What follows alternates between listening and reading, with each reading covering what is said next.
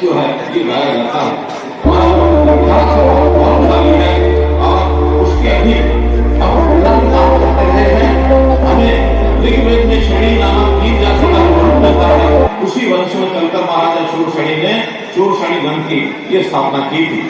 शूरशणी समाज ने शनि समाज ने सामाजिक क्रांति के अग्रदूत शिक्षिका सावित्रीबाई फुले जैसे समाज सुधारक और श्री लक्ष्मीदास जी जैसे संत, बल्लभगढ़ रियासत के सेनापति गुलाबचंद सैनी जी जैसे वीर योद्धा, बिहार के सामाजिक क्रांति के सूत्रधार बाबू जगदेव प्रसाद कुशवाहा जैसे समाज सेवक और बहुत प्रसिद्ध नाम हमने सुना है हॉकी के जादूगर मेजर ध्यानचंद कुशवाहा जैसे खिलाड़ी, परमवीर चक्र विजेता कैप्टन गुरुवचन सलारिया, परमवीर चक्र विजेता सूबेदार गुलेंद्र सिंह सैनी जी जैसे वीर सैनिक और चंडीगढ़ जिस नाम से ख्यात है, प्रसिद्ध है, प्रख्यात है, ऐसे कलाकार जो चंडीगढ़ स्थित रॉक गार्डन के निर्माता हैं पद्मश्री विवेकचंद सैनी जी, भारत में बाघों की जनसंख्या और उनके अस्तित्व को बचाने के लिए कार्य करने वाले पद्मश्री कैलाश चंद्र सांखला जी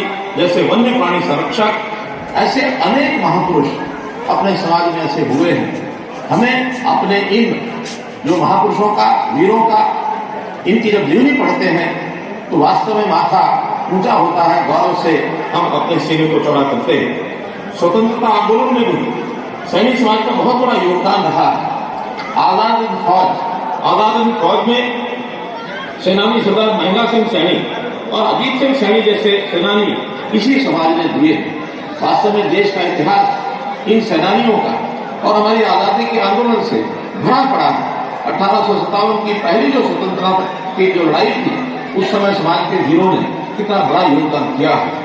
लेकिन एक दुर्भाग्यपूर्ण कथा ऐसी भी कभी कभी सुनने को मिल जाती है और बड़ी दुर्भाग्यपूर्ण इसलिए मैं कह रहा हूं कि अभी अभी ये जो यात्रा चल रही है, जो राहुल गांधी के नाम से यात्रा चलाई जा रही है, कल ही अजमेर में जो हमारे कांग्रेस के अध्यक्ष हैं उन्होंने क्या कहा, हमें बिश्नोई जी,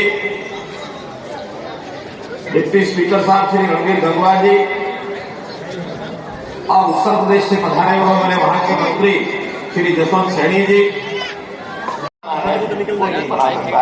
प्रधानमंत्री आवास योजना के अंतर्गत योजना बनाई, हमने लाखों मकान अभी सर्वे कर रहे हैं। उस सर्वे में जिनके अपने मकान नहीं है अलग से प्रदेश की योजना बनाएंगे। मुख्यमंत्री ये जो अनगिनत क्रांतिकारियों का मां भारती के बलिदान के लिए जो काम किया है, वास्तव में इस प्रकार का खेदजनक बयान कभी देना ही चाहिए।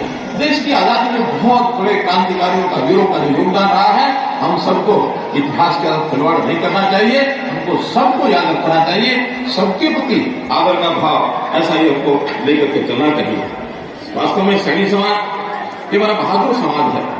समाज की सत्य और अहिंसा की महान परंपराएं हैं।